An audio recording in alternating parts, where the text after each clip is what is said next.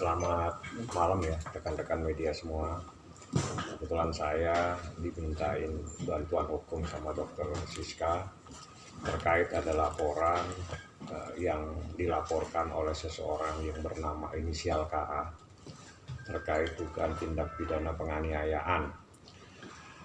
Selanjutnya Dokter Siska juga pada hari 12 Juni tanggal 12 Juni telah melaporkan ke Polres Bogor dugaan tindak pidana penganiayaan, contoh tindak pidana perbuatan yang tidak menyenangkan yang diduga dilakukan oleh oknum yang bernama KH.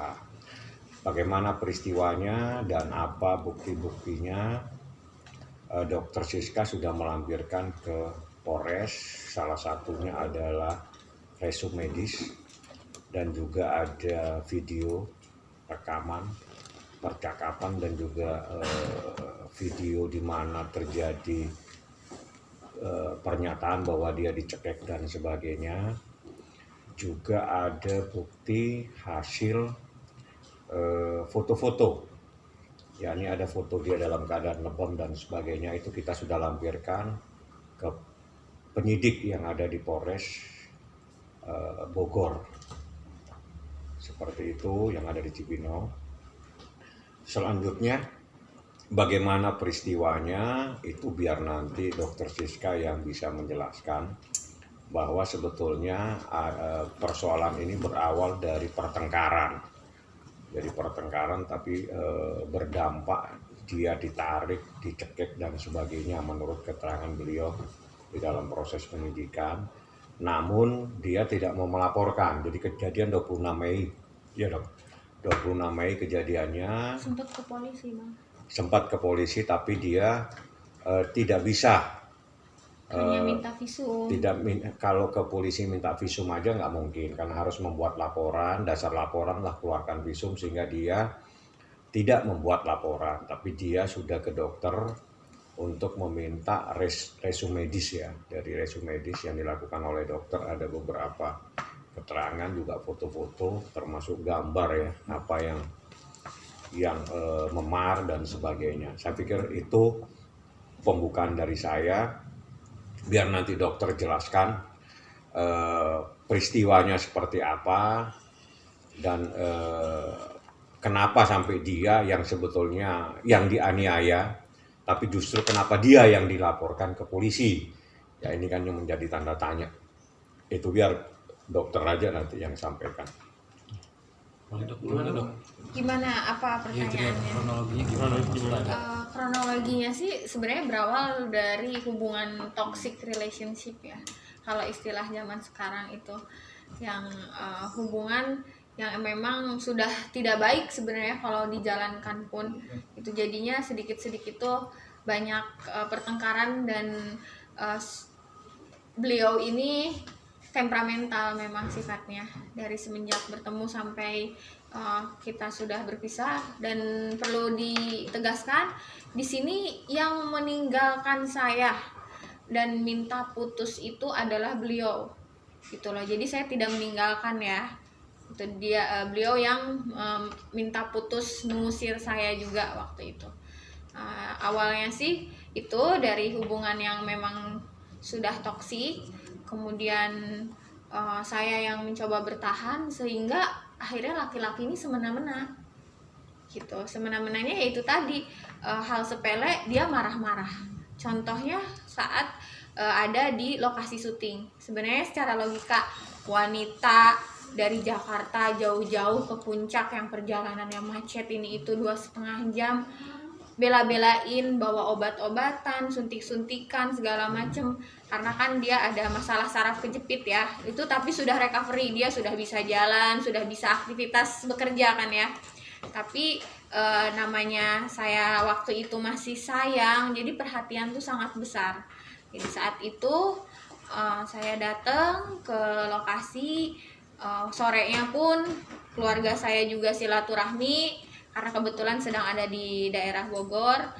Nah, kejadian jam 8:30 sinetron beliau itu sedang tayang, karena dia ini seneng ya untuk melihat dirinya sendiri di TV gitu. Saat itu bertiga kita santai, posisinya kan kalau saya dengar katanya sedang bekerja, tidak sama sekali. Jadi posisinya kita semua sedang santai nonton tayangan syuting beliau. Saya ada adiknya, kita tidur-tiduran di kasur itu sambil nonton. Karena selama beberapa hari sebelumnya itu saya menemani, otomatis saya lihat dong proses syuting, dia pakai baju apa. Pas saat lihat tayangan itu, kok kayaknya saya tidak tahu itu kapan di tag-nya. Jadi saya spontan aja gitu kan. Saya, ini kapan sih di tag-nya? Dia fokus aja nonton. Saya kayak diacuhkan gitu. Ini karena spontan kan, namanya perempuan, gimana sih annoying manja gitu kan, gini aku ini kapan bilang gitu. Dan dia juga sambil ngerekam tayangan karena dia seneng kan posting tayangannya sendiri di sosmed gitu. Aku nanya lagi, digituin bisa nggak sih nggak usah ganggu. Aku kan kaget ya, loh kayaknya saya bertanya baik-baik, terus di situ seperti yang tidak dihargai saja gitu kan. Niat baik jauh-jauh berkorban waktu, materi untuk datang dari Jakarta ke Puncak gitu kan. Kebetulan ada adiknya juga, itu kan di depan adiknya. Saya merasa dimarahi, diamuk untuk hal yang sepele di depan orang lain yang notabene adiknya sendiri. Adiknya sambil memberi komentar, aku udah tahu dia pasti marah. Dari situ kan dia juga ada, saya sedang menyender, dia juga ada mendorong.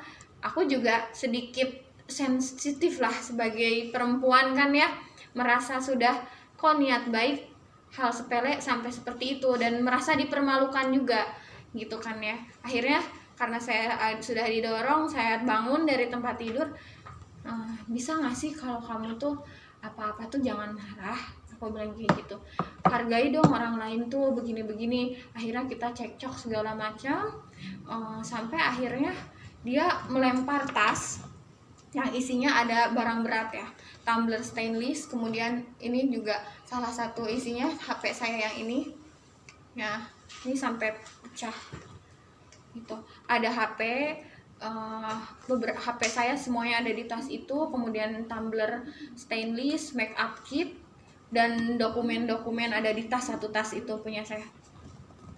Kena ke sini sampai memar, istilah medisnya ada bengkak juga karena menjetot,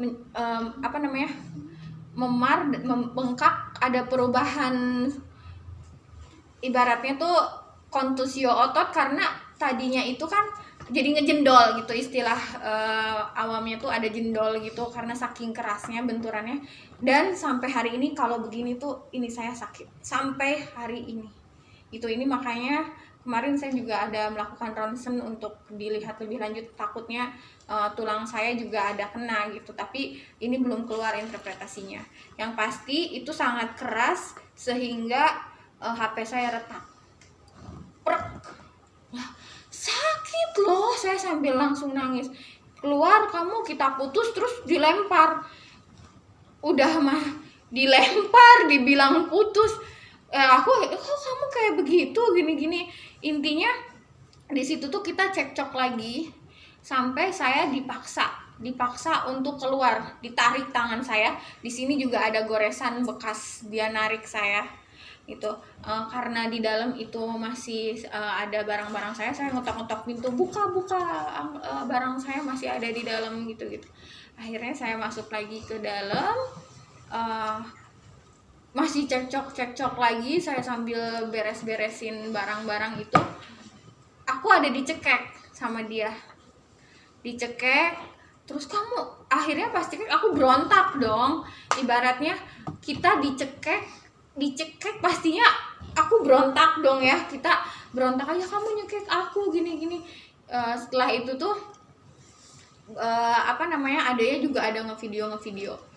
Nah, saya sempat protes, kamu ngapain ngevideo? Aku bilang gitu, karena kan orang berantem harusnya itu ditenangkan, karena di sini kan dia posisinya keluarga dia kan, ibaratnya ditenangkan. Kok ini kayak cari kesempatan dalam kesempitan, malah di video-video. Saya juga ini apa ya gitu loh. Akhirnya karena ada adiknya video-video, saya pun ngerekam sendiri. Jadi ibaratnya tuh ini maksudnya apa sih harus di video itu. Dia bukannya sibuk gimana, malah ngevideo kan. Ibaratnya mentang-mentang anak milenial sosmed banget gitu kan.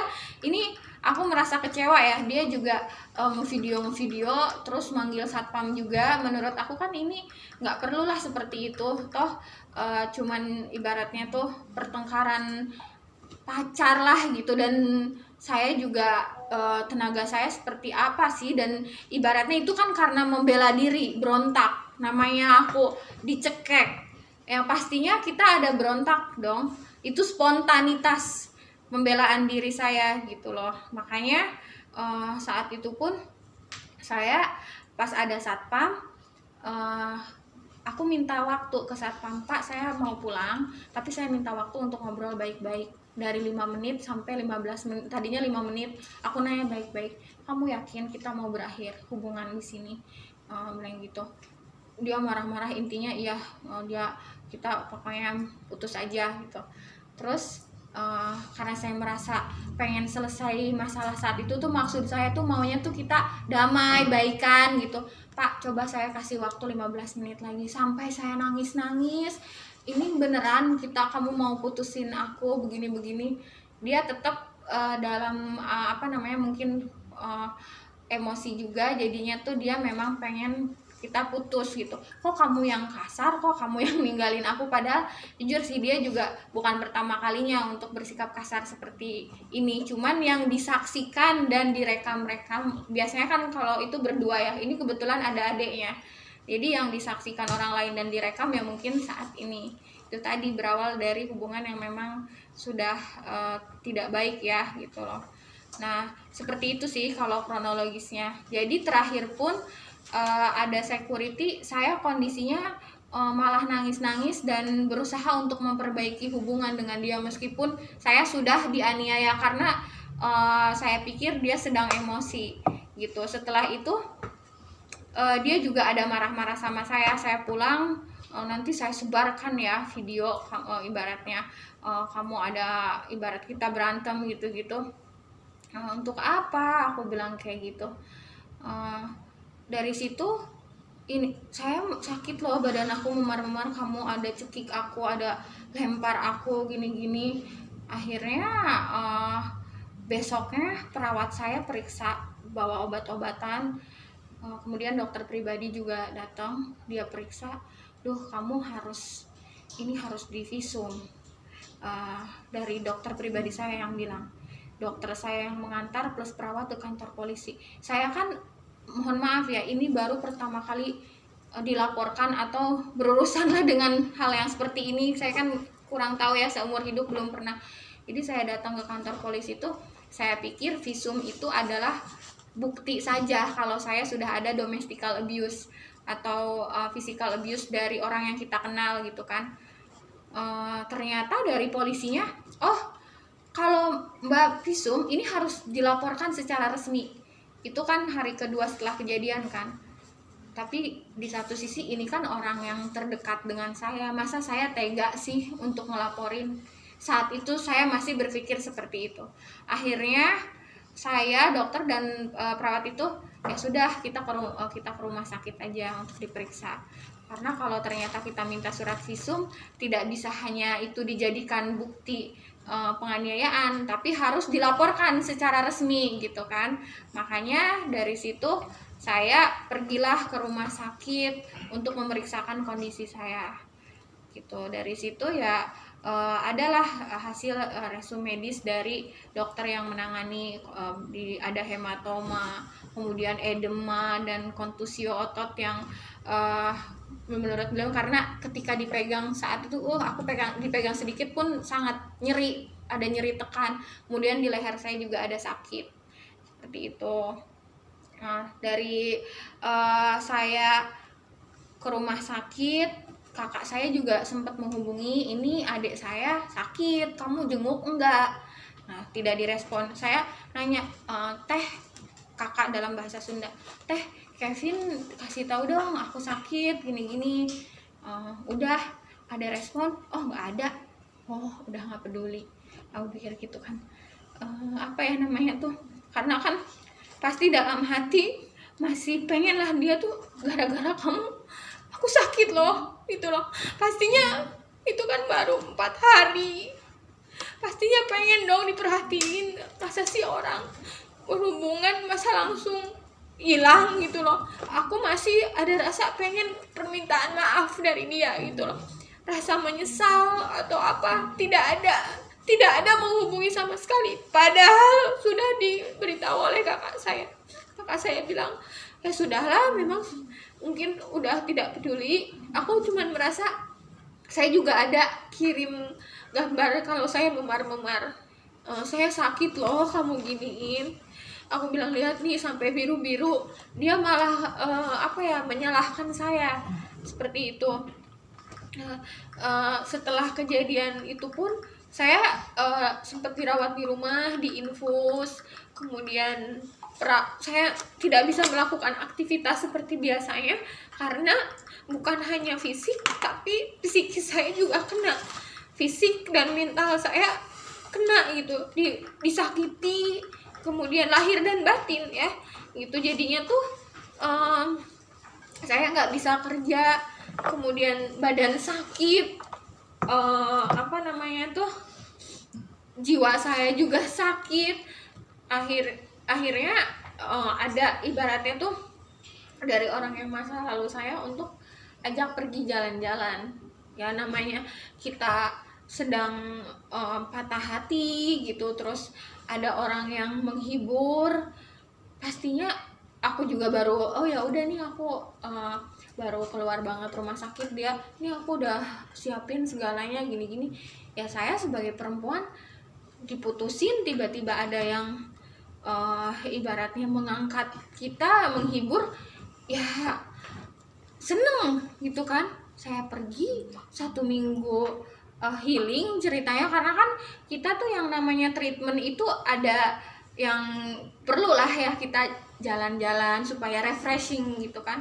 Ketika saya jalan-jalan itu belum kerja loh, saya selesai sakit langsung diajak jalan-jalan. Seminggu saya pergi dilaporin ke polisi gitu loh. Padahal sebelumnya itu saya ada menjalin komunikasi karena ada adiknya datang ke klinik nge-push pegawai saya, di-push karena kan ada kerja sama kontrak brand ambassador. Dia ada ikatan kerja untuk melakukan promosi di sosial media. Saat itu dia meminta data berapa tugasnya gitu. Sedangkan kontrak kerja sama ada di saya. Orang yang ada di klinik ini kurang tahu. Saat itu adiknya datang, sedikit menekan pegawai saya, memaksa untuk dihitung saat itu juga. Itu 2 hari sebelum kejadian ya. Saya kan dapat laporan, dok, ini kita gimana nih, dia nggak akan mau pergi kalau belum dikasih datanya. Itu udah malam-malam tuh. Lah kalian kan harus pulang, bilang. Ya dia maksa, dok, lah kan kalian nggak tahu apa-apa, kontraknya seperti apa, pekerjaannya seperti apa. Ya kita juga bingung, dok, aduh gimana dok. Akhirnya saya menghubungi beliau, ini gimana sih gitu, tolong dong adekmu jangan nge-push pegawai saya, kasihan loh mereka cuma pegawai. Aku bilang begitu, nantilah kita selesaikan pas aku pulang dari liburan karena kontrak kerja semua ada di saya. Aku bilang gitu, tolonglah jangan seperti ini. Aku bilang, bisa nggak sih kita hidup damai-damai saja, toh kan kita ada kontrak kerja sama produk, ada juga kontrak kerja sama sebagai brand ambassador. Fokus kau habis dianiaya, kamu berapa hari nggak kerja? Kerja ya sekitar 6-7 hari. Jelaskan itu, jadi jangan jelaskan. Nah itu yang penting. Ada one prestasi kan? Enggak, bukan urusan one prestasi. Jadi jelaskan kepada, kau kan dilaporkan polisi, padahal kau sendiri posisinya habis sedang ada di luar negeri. Enggak, kau habis berantem itu kau berapa hari nggak kerja? setelah posisi kejadian 26 Mei ya sekitar 6 hari 7 hari nggak kerja. Setelah itu pun saya pergi juga kan untuk refreshing juga belum kerja gitu, berarti ya lama gitu saya nggak kerja tuh. Tapi ya mungkin secara fisik saya sehat tapi mental belum gitu. Terus kau dilaporkan setelah apa? Dilaporkan itu setelah saya kamu keluar bilang negeri? setelah saya bilang sama dia untuk masalah pekerjaan loh bang, tolong itu 2 hari sebelum kan adiknya datang ke klinik untuk minta data berapa banyak postingan yang sudah dipost kerjanya dia. Jadi di situ saya menjalin komunikasi karena ada laporan dari pegawai kalau adiknya itu datang tidak mau pergi sebelum mendapatkan data pekerjaan yang sudah dia lakukan. Nah, karena pegawai saya bingung, akhirnya saya membangun komunikasi tapi tidak dibalas, tidak direspon. Saya bilang, tolong ini pegawai adikmu jangan tekan pegawai saya karena dia tidak tahu apa-apa. Nah, nanti semua data ada di saya, mari kita selesaikan secara baik-baik setelah saya pulang dari liburan. Aku bilang seperti itu. Nah, tidak ada jawaban. Itu dia malah ada nyindir-nyindir tuh di Instagram. Saya bilang, untuk apa sih kamu nyindir-nyindir gitu? Ngomonglah langsung gitu. Tidak ada respon. Yang ada setelah kejadian saya bilang gini, yang pasti kamu ada beberapa postingan yang belum selesai gitu untuk posting produk. Tiba-tiba dia posting produk sampai 100 di story. Mungkin ada beberapa kalian tahu ini orang baik, produknya ini. Saya di-mention di story lebih dari 100 kali dalam 1 hari. Ada yang lihat nggak itu? Isinya produk saya dan nama saya disebut. Ini produknya, dokternya orang baik. Itu dari pagi sampai sore saya di-mention seperti itu. Saya nanya, what's wrong with you? Ini apa? Kenapa aku di-bom mention gitu loh. Udah dibales. Tahu-tahu ada kabar jam 9 malam, jam 10 malam saya dilaporkan. Jadi gitu mas. Gitu. Jadi setelah dia dilaporkan, besok lusanya Saya pulang kita laporkan. Untungnya dia punya data, resume medis, sama masalah foto dan sebagainya. Kita laporkan tindak pidana penganiayaan dan perbuatan yang tidak menyenangkan. Nah, alhamdulillah dokter sudah diperiksa, mungkin dalam waktu dekat saksi-saksi yang akan diperiksa. Jadi persoalannya seperti itu, bahwa dia nggak lapor polisi, justru dia dilaporkan karena dia keluar negeri. Saya pikir itu yang terpenting. Mungkin ada yang ditanyain sama rekan-rekan. Sebelumnya juga pernah, kan tadi saya sudah bilang sebelumnya juga pernah. Dia memang orangnya temperamental dan agak ya gitu lah. Menjalin hubungannya berapa lama kalau gitu? Lumayan lama ya, lebih dari 8 bulan. Tapi dia baru publish tuh bulan April ya. Saat dokter dilempar tas itu dalam jarak dekat atau jauh? Jarak dekat mungkin sekitar 1 meter ya. Gitu kan, gitu lah. Aku langsung kaget kan ya, terus nangis, terus dia abis itu juga ada sedikit cekcok, terus dia langsung tarik saya keluar, suruh dikeluar. Kan saya masih belum mau, tolong kita selesaikan dulu ini. Ibaratnya tuh gimana ya, kebetulan saya tuh setiap dia ada salah selalu dimaafin, setiap dia ada apa selalu aku terlalu banyak mengalah saya gitu. Dok, kalau soal yang handphone ketinggalan di klinik ini gimana dok? Kalau itu sih sudah lama dan semuanya juga sudah Saya mencari. pikir nggak ada ngurusin HP hilang ya. Kalau urusan HP Itu nggak tidak tahu menau kita. apa di klinik atau di mana, kita nggak Itu ngerti. yang pasti saya tidak tahu hilang di mana. Kita sudah cari saat itu karena kejadiannya sudah lama, nggak tahu bulan apa, sudah berbulan-bulan. Makanya juga saya bingung kenapa baru diangkat sekarang juga. Itu sudah lama dan sudah clear tidak ada di klinik. Semuanya sudah diperiksa dari lantai 4 sampai lantai 1 tidak ada di klinik. Bisa aja di tempat lain. Oke, mendapatkan Gitu. kekerasan ada rasa traumatik nggak dokter? Ya pastinya dong, traumatik secara psikis dan mental saya gitu. Ibaratnya tuh ini pelajaran berharga untuk kita semua. Itu jadinya tuh jangan terlalu bertahan kalau misalnya itu banyak menyakitkan. Lebih baik kita tinggalkan saja gitu. Saya tidak mau apalagi di situ kan saya bilang Facebook ya, dia bilang Facebook ya. Ya Facebook. Saya nggak berteman di Facebook, saya nggak aktif di Facebook, saya juga nggak tahu Facebook dia apa. Makanya ini agak terlalu banyak didramatisir gitu loh.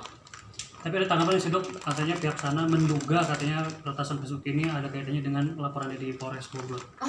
Saya sih itu no comment, dan saya nggak ada urusan Facebook dia aja, saya nggak tahu. Dan untuk apa ya Facebook? Emang orang pada main Facebook sekarang gitu loh. Kayaknya zaman Bang Fahmi juga udah nggak ada ya Facebook. Maksudnya orang kayaknya nggak terlalu. Aku nggak tahu loh akun Facebook dia apa. Saya nggak tahu Facebook dia apa. Saya nggak tahu email dia apa. Gitu. Mungkin bahwa dia melaporkan, tidak tahu siapa yang dilaporkan. Ya kan? Oleh karena tidak tahu siapa yang dilaporkan, saya tidak akan menanggapi laporan yang nggak jelas seperti itu ya. Yang di Polres Bogor kapan Bang laporannya? Laporannya Polres Bogor hari apa kau datang dari Afrika? Hari Minggu langsung. Hari Minggu. Saya landing, abang langsung gercep, ayo katanya langsung kita ke sana. Saya baru landing jam sore, langsung malamnya pergi ke Jadi, Polres Bogor. Lapor penganiayaan dan perbuatan yang tidak menyenangkan. Minggu tanggal berapa itu? Tanggal 12 Juni. Tanggal 12 Juni. Pihak sana lapor tanggal 10 Juni. Gitu. Saya juga di sini merasa, kan saya dikabari nih oleh awak media, saya waktu lagi di luar negeri pun diminta untuk video sendiri. Saya juga sangat terima kasih karena ternyata banyak orang yang masih peduli sehingga meminta untuk klarifikasi dari saya. Saat itu kaget aja. Oh, playing victim. Siapa yang jadi korban, siapa yang laporan. Saya sampai maaf ya, di sini justru saya yang korban karena saya dirugikan secara fisik dan mental gitu loh. Ada memar-memar, kemudian ada bengkak yang sampai ngejendol saat sampai hari ini aja kalau bangun saya juga sakit karena tadinya kan saya normal gitu. Kalau pihak sana merasa dianiaya itu saya sangat bingung. Kenapa? Karena badan saya ini sangat kecil, tenaga saya juga tidak seberapa, dan dia besar, bahkan dia bisa untuk narik saya keluar dari kamar. Berarti kan tenaga dia sangat kuat gitu loh. Jadi ini maksudnya gimana? Aku bilangnya saya minion gitu loh. Masa seorang yang bertubuh kecil menganiaya giant gitu kan? Saya sempat, ini maksudnya apa ya? Seperti ini, saya tanya baik-baik, kamu tidak ada jawaban, terus malah mention saya orang baik, tapi malamnya saya dilaporkan. Setelah itu intinya dia tidak ada membangun komunikasi sama sekali gitu. Dari sini saya juga tidak mau untuk membangun komunikasi. Udah saling lapor, apakah ada peluang untuk damai mungkin? Kalau saya sih ikuti prosesnya aja sesuai dengan hukum yang sekarang, ikutin prosedurnya saja. Nanti kalau kedepannya saya juga ikutin dari advice kuasa hukum saya gitu loh ya Bang. Gimana Bang? Lanjut aja. Kalau saya lihat daripada dokter aja. Jadi dokter lapor itu karena dia dilaporkan. Sebetulnya dia tidak mau ya untuk melaporkan seseorang, kecuali ya memang dimulai lebih dulu. Kalau saya ikutin aja prosesnya karena kami mempunyai bukti dan data-data lengkap, video, termasuk foto, termasuk hasil resum medis namanya, bukan visum ya.